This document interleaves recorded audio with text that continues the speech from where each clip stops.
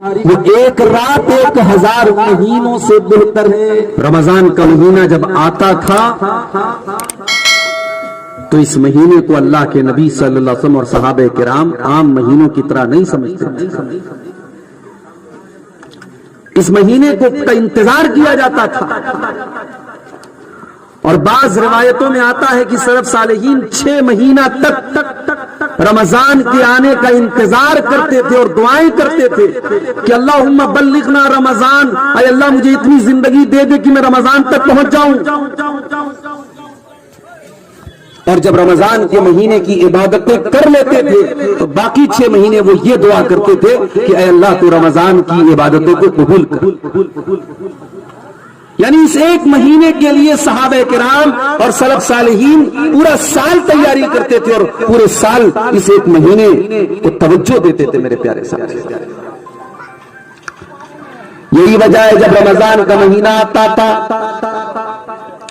اللہ کے پیارے نبی اپنے صحابہ کو بشارتیں سنایا کرتے تھے، مبارکباد دیا کرتے تھے۔ سنن نسائی کی صحیح روایت ہے، جب رمضان کا مہینہ آتا تھا اللہ کے نبی اپنے صحابہ سے کہتے تھے آتاکم رمضان شہر مبارک فرض اللہ عز وجل علیکم صیامہ۔ او میرے صحابہ، رمضان کا مہینہ آ چکا ہے، بڑی برکت والا یہ مہینہ ہے، اس مہینے کی روزے اللہ تعالیٰ نے تمہارے اوپر فرض قرار دی ہے۔ اس مہینے کے آنے کے بعد غلقت ابواب الجحیم، جہنم کے دروازے بند کر دیے جاتے ہیں، وفتحت ابواب السماء، اور آسمان کے دروازے اور ایک روایت میں کہ جنت کے دروازے کھول دیے جاتے ہیں۔ وَسُفِّلَتْ فِيهِ مَرَدَةُ الشَّيَاطِينِ، اور سرکش شیطانوں کو اس مہینے کے اندر قید کر کے زنجیروں میں جکڑ دیا جاتا ہے۔ لِلَّهِ فِيهِ لَيْلَةٌ خَيْرٌ مِّنْ أَلْفِ شَهْرٍ، اور اس مہینے کے اندر ایک رات ایسی ہے، ایک رات مغرب بعد سے شروع ہوتی ہے اور فجر تک وہ رہتی ہے۔ وہ رات ہے تو عام راتوں کی طرح، مگر اس ایک رات کا مقام یہ خیر من الف شہر، وہ ایک رات 1000 مہینوں سے بہتر ہے۔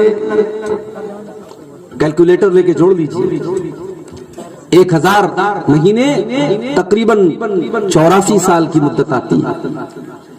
اللہ نے یہ نہیں کہا کہ نبی نے یہ نہیں کہا کہ وہ ایک رات 84 سال کے برابر ہے، نہیں، بہتر ہے۔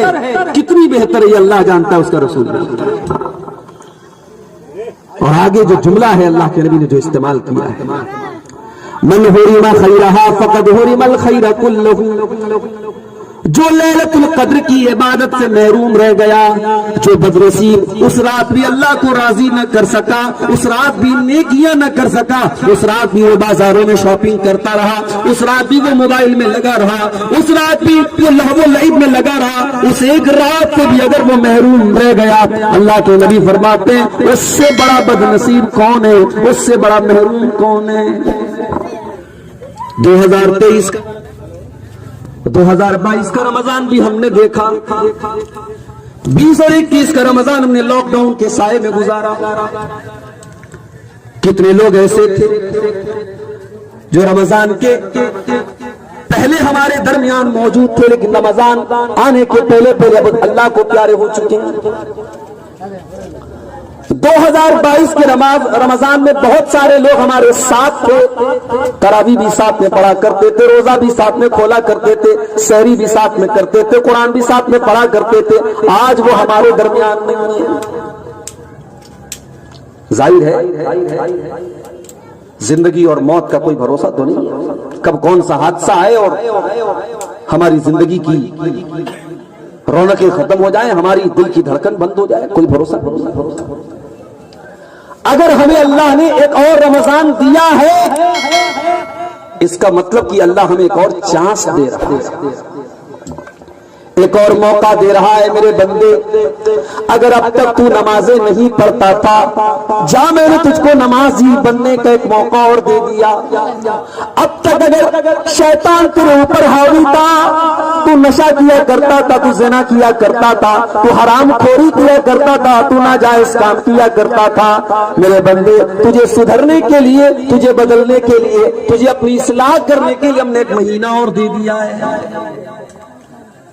رمضان اپنے آپ میں پورا ایک مدرسہ ہے، ایک اسکول ہے. جیسے آپ کے یہاں بچوں نے پڑھا دستار فضیلت رکھی جا چکی ہے، رکھی جانے والی بچے حفظ کرتے ہیں، ان کے سر پہ حفظ کی دستار رکھی جاتی ہے کہ صاحب یہ آج سے حافظ قرآن بن رہا ہے.